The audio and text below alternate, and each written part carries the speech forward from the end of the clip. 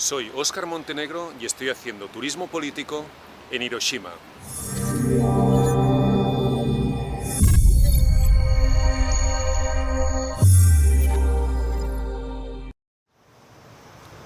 La elección de la ciudad de Hiroshima para lanzar la bomba fue elaborada por un comité especial de las Fuerzas Armadas de Estados Unidos. Inicialmente se pensó en las ciudades de Hiroshima, de Kioto, de Tokio, de Nagasaki, de Niigata como posibles objetivos para ser bombardeadas atómicamente. La ciudad de Tokio, a pesar de que era la capital, era donde estaba el Palacio Imperial y la ciudad que tenía más importancia a nivel sentimental para los japoneses, fue eliminada porque había sufrido ya unos bombardeos muy duros en los que habían muerto más de 100.000 personas. Y por lo tanto no se podría medir exactamente los daños que provocaba la bomba. La ciudad de Kioto, parece ser que el secretario de guerra del momento había pasado su luna de miel ahí décadas atrás y por lo tanto tenía un cierto apego a esa ciudad y también fue eliminada de la lista. Entonces la siguiente en la lista fue Hiroshima. La ciudad de Hiroshima fue escogida entre otras ciudades por diversas razones. En primer lugar, porque era una ciudad que tenía una fuerte importancia estratégica militar. Aquí había fábricas de armamento, era una ciudad con 300.000 habitantes, tenía un puerto importante y también por razones orográficas, como por ejemplo las montañas que rodean la ciudad de Hiroshima. Eso se pensaba que en el momento de caer la bomba, esas montañas harían la función de enfocar la onda expansiva, aumentando su poder destructivo. Cuando se escogieron las islas como posibles objetivos para ser bombardeados, se dio la orden de que estas ciudades no fueran bombardeadas de forma tradicional para así poder evaluar correctamente los daños que producía esta nueva arma que habían desarrollado. La ciudad de Hiroshima se extrañaba de que todas las ciudades de Japón estaban siendo bombardeadas muy duramente y sin embargo esta ciudad se hubieran librado hasta ese momento de los bombardeos. Estaban tan seguros de que tarde o temprano el bombardeo llegaría que hacían broma y decían sí, de momento no llueve, pero cuando llueva caerá una muy gorda. De hecho, se cogió a 27.000 niños y se les evacuó de la ciudad y se les mandó al campo para salvarlos de los bombardeos. Y estaban muy pendientes de cada incursión aérea que había. De hecho, el mismo día del bombardeo se dio la alarma a las 7:30 de la mañana. Pero luego esta alarma fue desactivada porque vieron que como solo venían 3 bombarderos, se pensó que era una simple misión de reconocimiento.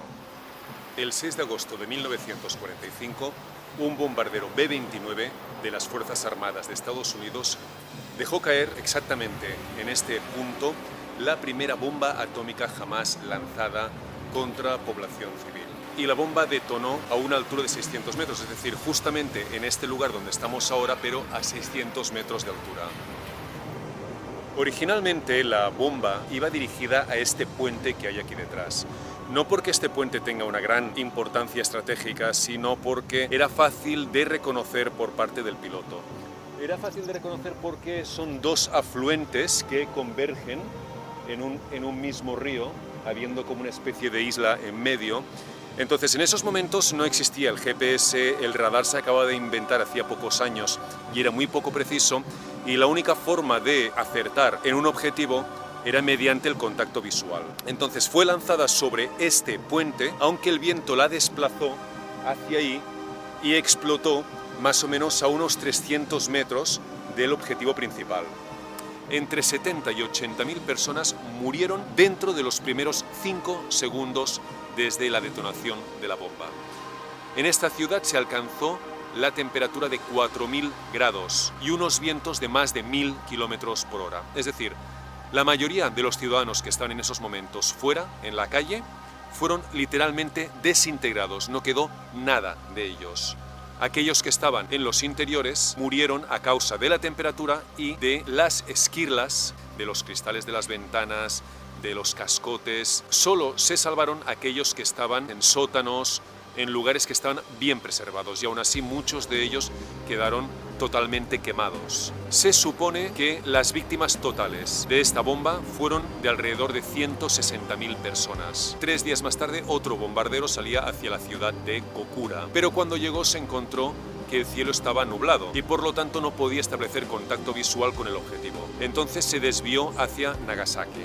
Cuando llegó a Nagasaki se estaba quedando sin combustible y la ciudad igualmente estaba nublada y por lo tanto no podía ver exactamente dónde lanzar la bomba. En esos momentos se abrió un pequeño claro y vio lo que le parecía que era una fábrica, que en realidad era una iglesia, y lanzó ahí la bomba. Por suerte, esa bomba no cayó en el centro de la ciudad como ocurrió con Hiroshima, sino que cayó en un valle y murieron solamente, muy entre comillas, 70.000 personas.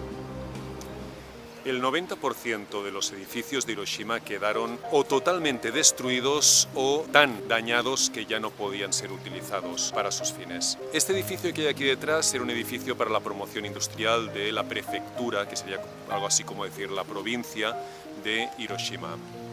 Este edificio sobrevivió de algún modo su estructura, en primer lugar porque estaba hecha de hormigón armado y por lo tanto era muy resistente, pero también porque al estar tan cerca del epicentro de la bomba, de algún modo se creó en el primer radio más cercano a la explosión de la bomba, se creó una especie de cúpula que hizo que la onda expansiva no fuera tan dura.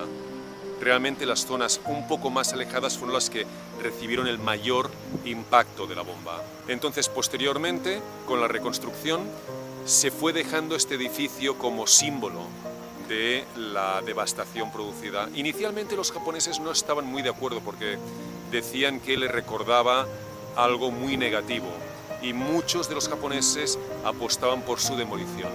Sin embargo, poco a poco fue ganando en importancia moral y sentimental y ahora se ha convertido en el símbolo de la paz. Mención especial merece el servicio de tranvía de Hiroshima, que volvió a operar solo 3 días después de la bomba, a pesar de que prácticamente todos los convoyes quedaron destruidos o fuertemente dañados. La potencia de la bomba atómica de Hiroshima fue de 16 kilotones de dinamita. ¿Qué significa esto? Significa que fue de 16 kilo, que sería 1000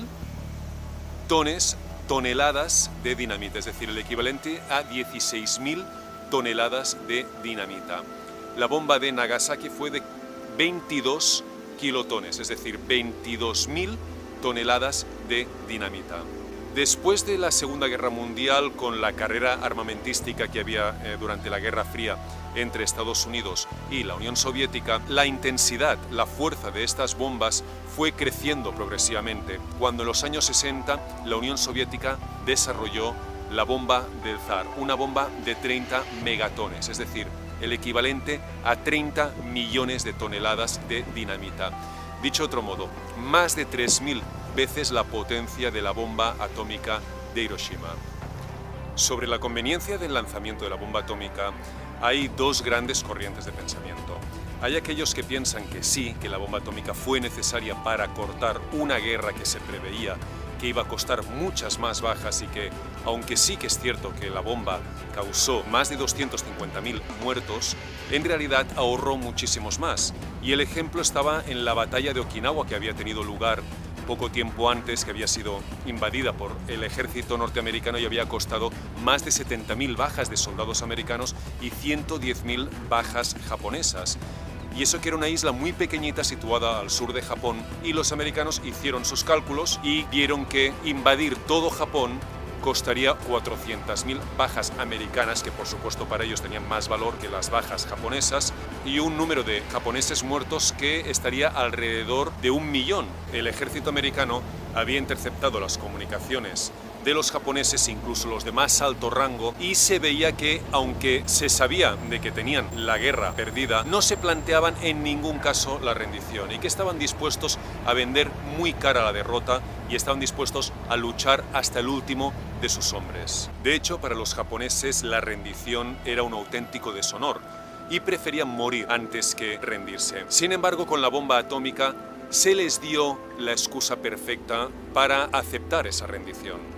Fue algo así como: no nos hemos rendido porque seamos débiles, nos hemos rendido porque se ha utilizado contra nosotros una arma que nunca antes había sido usada y por lo tanto no nos quedó otra alternativa que rendirnos. En todo caso, nos hubiéramos enfrentado a la extinción total de la raza japonesa. Por el otro lado tenemos los que defienden que no, que la bomba atómica no solo era innecesaria, sino que lo que realmente terminó con esa guerra fue la declaración de guerra que hizo la Unión Soviética a Japón y que empezó el 9 de agosto de 1945.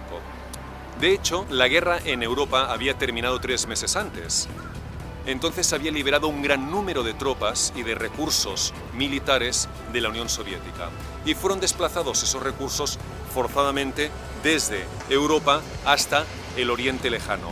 Y se posicionaron en la frontera con lo que entonces era todavía el Imperio japonés, que sería Manchuria, la actual China, y se esperaban iniciar el ataque el 15 de agosto. De hecho, Stalin le había dicho a Truman que el 15 de agosto iniciarían el ataque contra Japón. Entonces los americanos temían de que si los rusos entraban en guerra y colaboraban en la rendición de Japón, querrían una parte del pastel y querían evitarlo. Y para eso se precipitó el lanzamiento de la bomba atómica el día 6 de agosto, esperando por un lado forzar la rendición de Japón y por el otro impedir que los rusos entraran en la guerra. Sin embargo, la bomba provocó justamente lo contrario, que los soviéticos entraran en guerra antes de lo previsto. Entonces, el 9 de agosto es cuando las tropas de la Unión Soviética inician la contraofensiva, la invasión del Imperio japonés. En ese momento, Japón es cuando sabe que está totalmente derrotado, de que no hay posibilidad alguna de supervivencia y por lo tanto es ahí, según esta segunda teoría, por supuesto, cuando decide rendirse. Es decir, se rinde no por las bombas atómicas, sino por el ataque de la Unión Soviética. Con la declaración de guerra de la Unión Soviética a Japón, Stalin en realidad no quería parte del botín de la derrota japonesa. Lo que en realidad Stalin quería era dejar Japón para los americanos. Apenas reclamó las Islas Kuriles y Sajalín, unos territorios muy pequeños, pero lo que realmente le interesaba era que los americanos le dieran más parte del botín de Europa, como así sucedió, puesto que la mitad de Europa quedó bajo la influencia soviética. Hoy en día, Hiroshima es una vibrante metrópolis de 1 millón de habitantes con un sector industrial muy potente y que bien merece una visita si alguna vez tienes la suerte de visitar este increíble país. ¿Y tú qué piensas? ¿Crees que el lanzamiento de las bombas fue una buena decisión? ¿Quizás no les quedó otra opción a los americanos? ¿O bien piensas que fue totalmente innecesario y lo único que querían los estadounidenses era demostrar al mundo el poder de su nueva arma? Me encantaría saber tu opinión, así que por favor déjala en los comentarios y nos vemos en el siguiente vídeo.